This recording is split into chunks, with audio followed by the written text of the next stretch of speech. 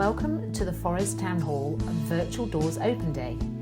Forres High Street is rich in protected pre-1914 buildings, and the Town Hall sits directly on the High Street in the middle of this conservation area. The Town Hall has a narrow frontage on the High Street with pedestrian lanes extending down both long sides, giving it 4 public elevations. I'm going to show you around the main architectural elements of the hall in date order, so I may jump around a wee bit. The site that the Town Hall sits on was originally owned by the Freemasons of Lodge of St Lawrence in 1791. However, the current building was developed from and extended in 1827 to 1829 by the influential Aberdeen architect Archibald Simpson. His legacy in the current building is the magnificent Lesser Hall in the centre of the Town Hall. It is described as the top-lit Lesser Hall with its shallow pilastered walls, composite capitals, paired Ionic fluted columns and the Greek key pattern to the doors. And it originally had a polychromatic colour scheme. The additions by Archibald Simpson cost £1,500 to erect in the day.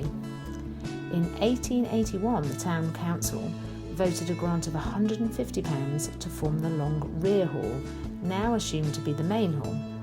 It was formed on land to the rear of the building, used originally as the drill ground for the Forres Volunteers. John Rind in 1884 was responsible for these modifications. He was a prolific architect from Inverness.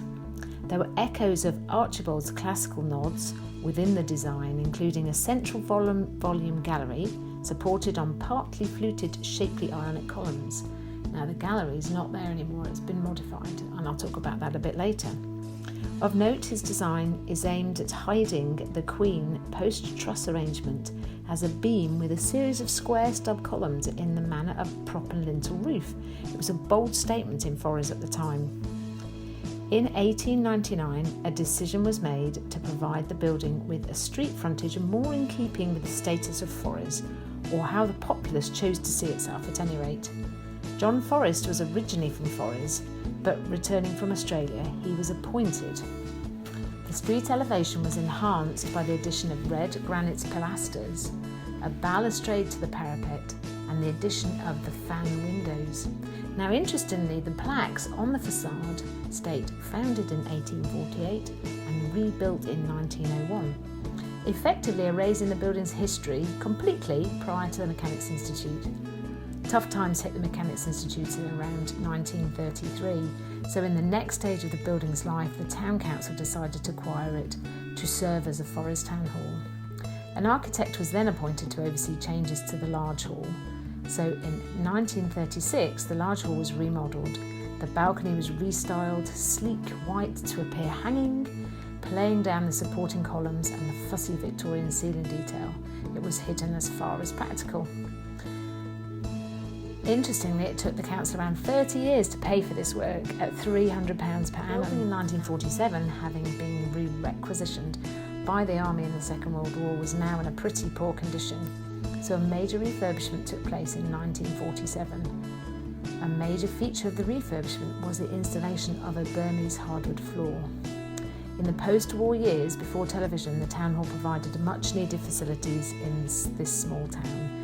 Dancing was very popular, and from 1951 the venue was also served as a cinema. It held events, sports activities, and cementing its premier venue status, on 26th of May 1960, the Beatles played in the Town Hall on its 8-day tour of the north of Scotland.